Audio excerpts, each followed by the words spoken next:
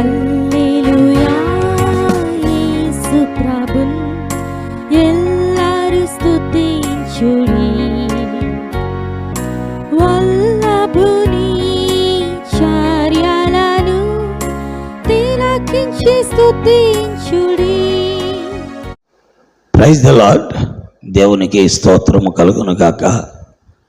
చేరువచ్చిన ప్రియులు, వాక్యాభిలాషలు, దేవుని వాక్యముడల ఆసక్తి కలిగిన వారందరికీ కూడా మన ప్రభువును, రక్షకుడును, విమోచకుడును, మానవ జాతి సంరక్షకుడైన యేసుక్రీస్తు ప్రభువారి నామములో వందనాలు తెలియజేస్తూ ఉన్నాను. ఈ సమయంలో దైవ గ్రంథం బైబిల్ నుండి సామెతల గ్రంథం 23వ అధ్యాయం 1వ వచనం చదువుతాం.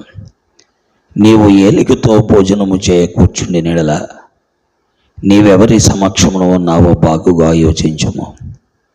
నీవు తిండిపోతు అయినడల నీ గొంతు కత్తి పెట్టుకొనము. అతని రుచిగల పదార్థములను ఆశింపకము, అవి మోసపుచ్చు ఆహారములు.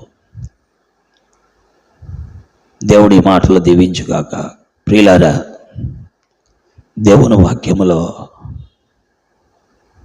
నిన్ను భోజనానికి ఇన్వైట్ చేసిన ప్రతి వారింటికి వెళ్ళిపోకు. నిన్ను పిలిచారు కదా అని వెళ్ళిపోకు. ప్రమాదం అది. ఎందుకు పిలుస్తున్నారో ఆలోచించుకో, ఎందుకు భోజనం పెడుతున్నారో కూడా ఆలోచించుకో.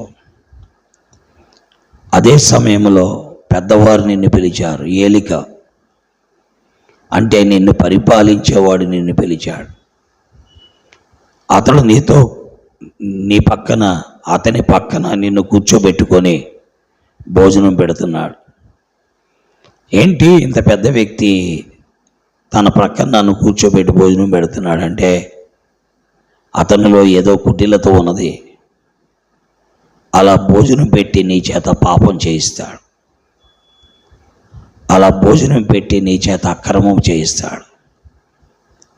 ఇలాంటి వ్యక్తులను ఎంతోమందిని మనము చూస్తూ ఉంటాం. అందుకని ఏమన్నాడు, నీవు తిండిపోతు అయినడలా నీ గొంతుకు కత్తి పెట్టుకొనము. అతని రుచిగల పదార్థములను ఆశింపకము, అవి మోసపుచ్చు ఆహారములు. గమనించారా? అంటే లోపల మోసముతో ఉండి, లోపల కుటిలతతో ఉండి, కపటముతో ఉండి, రా భోజనం చేద్దాం మనం కలిసి అని పిలుస్తాడు. అయితే ఆ భోజనం వెనకాల ఉండే కుతంత్రాలు మనకు తెలియదు. మనము సరే ఎంతో ప్రేమతో పిలిచాడు కదా అని భోజనానికి వెళ్ళిపోతాం. అది అయిన తర్వాత అసలు విషయాన్ని చెప్తాడు. ప్రియా స్నేహితుడా, సహోదరి, లోకము భయంకరంగా ఉన్నది. ఎక్కడ చూచినా పాపం పెరిగిపోతూ ఉన్నది, అక్రమం పెరిగిపోతూ ఉన్నది, దైవ విరుద్ధమైన కార్యాలు పెరిగిపోతూ ఉన్నాయి. కాబట్టి నీ సంబంధాలు, నీ స్నేహాలు, నీ సహవాసాలు చాలా జాగ్రత్తగా ఉండాలి. ఒక పూట కూటి కొరకు చేష్టత్వాన్ని అమ్ముకున్నటువంటి ఆశావులాగా మనం ఉండకూడదు. మన జీవితాలను ప్రభువుకు అప్పగించుకోవాలి. దేవుని వాక్యములో మనం చూస్తున్నాం, నీవు తిండిపోతూ అయినలా ఇలాంటి ఆహారము ఈ మధ్యకాలంలో ఎక్కడా భోంచేయలేదని ఆ వ్యక్తితో నువ్వు చెప్పావు అనుకో, వెంటనే వాడు బుట్టలో నువ్వు పడిపోయినట్టే. ఆ బుట్టలో పడిన తర్వాత నిన్ను మూత పెట్టేస్తాడు. ఎందుకంటే అవి మోసపుచ్చు ఆహారములు. వాడు తన స్వప్రయోజనం కొరకే నిన్ను భోజనానికి పిలిచాడు. తన స్వప్రయోజనం కొరకే తన పక్కన కూర్చోబెట్టుకొని భోజనం పెట్టాడు. తన స్వప్రయోజనం కొరకే నీకు ఇంకేం కావాలి, ఏం తింటావు అని అడిగాడు. ప్రియా స్నేహితులారా, గుర్తుపెట్టుకొని ఇలాంటి పరిస్థితుల్లో, విషయంలో, లోకములో జాగ్రత్తగా ఉండాలి. అందుకనే ప్రభు అయిన యేసుక్రీస్తు వారిని యందు విశ్వాసం ఉంచిన వానికి దేవుడు జ్ఞానం ఇస్తాడు, వివేచన ఇస్తాడు, తెలివిస్తాడు. తద్వారా మన జీవితాలు జాగ్రత్త పరచుకోవడానికి అవకాశం ఉంటుంది. అందుకే సామెతల గ్రంథం 1వ అధ్యాయంలో చెప్పాడు, నా కుమారుడా, పాపులు నిన్ను ప్రేరేపించగా ఒప్పకము అన్నాడు. 10వ వచనములో ఉంటుంది. సామెతల గ్రంథం 1వ అధ్యాయం 10వ వచనం మనం చదువుతుంటే అక్కడ రాయబడిన మాట ఏంటో చూడండి. నా కుమారుడా, పాపులు నిన్ను ప్రేరేపించగా ఒప్పకము. ఒకవేళ ఏలికైతే అవ్వచ్చు, అతనిలో ఉన్న మోసకృత్యాలు నీకు తెలియవు కదా. అందుకని జాగ్రత్త కలిగి ఉండాలి, భయము కలిగి ఉండాలి. మన ప్రవర్తనను జాగ్రత్తగా ఉంచుకోవాలి. మన నోటిని, మన కళ్ళను, మన చేతులను, మన హృదయాన్ని, మన ఆలోచనలను అన్నిటినీ భద్రపరచుకోవడానికి ప్రభు యొక్క మార్గమే మనకి మేలు. ప్రభువైన యేసుక్రీస్తు వారి మాటలు మన మధ్యలో దీవించి ఆశీర్వదించునుగాక. ఆమేన్.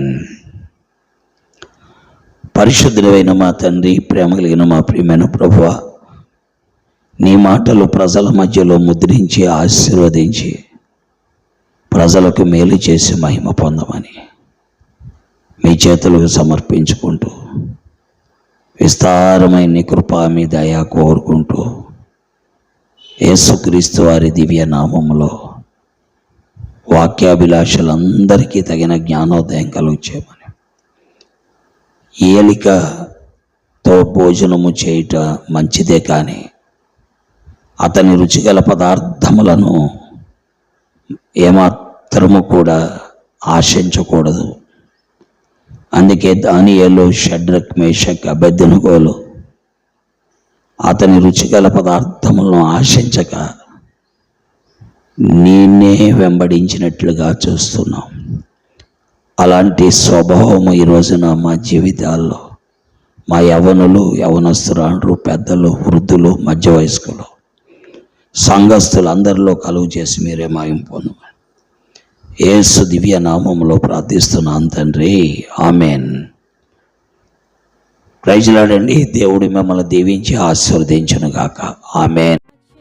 చంద్రులారాయిలా దేవుని స్తుతించుడి, హృదయమును వెలిగించిన యేసుని స్తుతించుడి.